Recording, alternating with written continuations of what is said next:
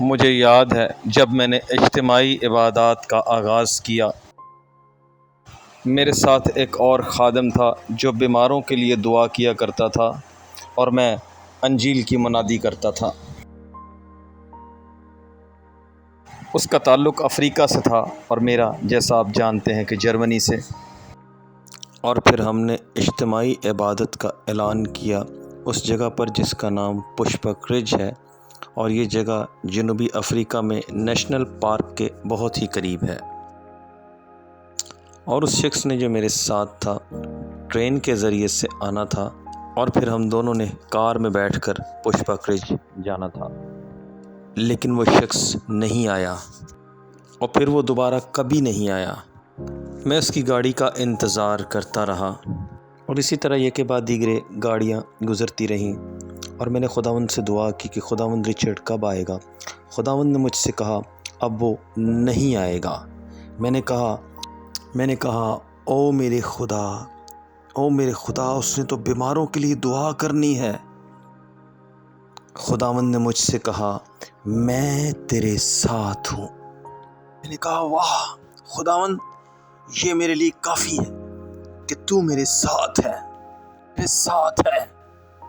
मैं अपनी गाड़ी में बैठा और 6 घंटे का सफ़र करने के बाद मैं पुष्पक रिज तक पहुंच गया और वहाँ पर लोग मुझसे ज़्यादा रिचर्ड का इंतज़ार कर रहे थे।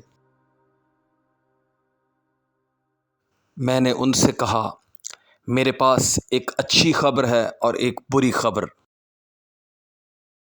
बुरी खबर ये है कि रिचर्ड नहीं आया, लेकिन अच्छी खबर ये है कि यीशु आ चुका है।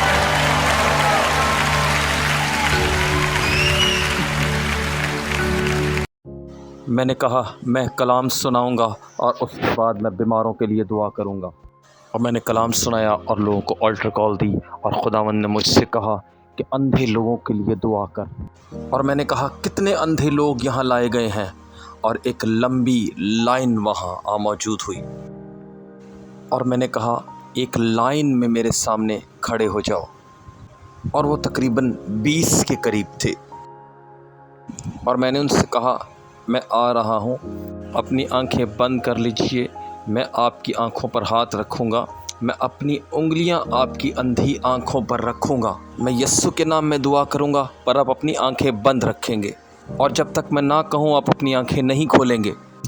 मैंने उन पर हाथ रखे, उनकी अंधी आंखों पर अपनी उंगलियां रखीं और फिर मैं पीछे हुआ और मैंने कहा यीशु मसीह के नाम में अपनी आंखें खोल दीजिए।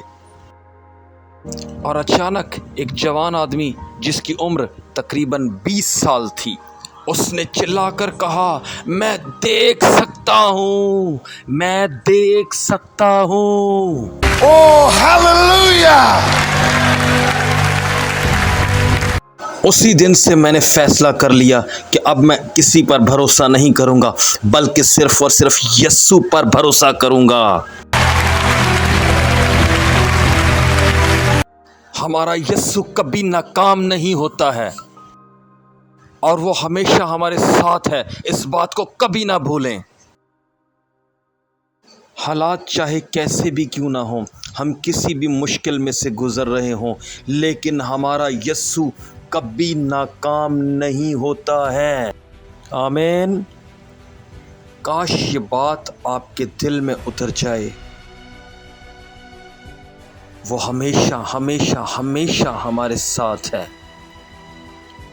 सवाल की कोई गुंजाइश नहीं, शक की कोई गुंजाइश नहीं है। मैं खुदा के कलाम को उसी तरह लेता हूँ, उसी तरह समझता हूँ जैसा वो है। आप जानते हैं क्यों? क्योंकि आसमान की बादशाही तक जाने का यही एक ज़रिया है, और ज़मीन पर कोई भी इदारा इस लायक नहीं, कोई शख्स इस लायक नहीं कि इन कवानीन को चेंज कर सके, क्योंकि ये आसमान से खुदा की तरफ से आते हैं। Hallelujah, Hallelujah!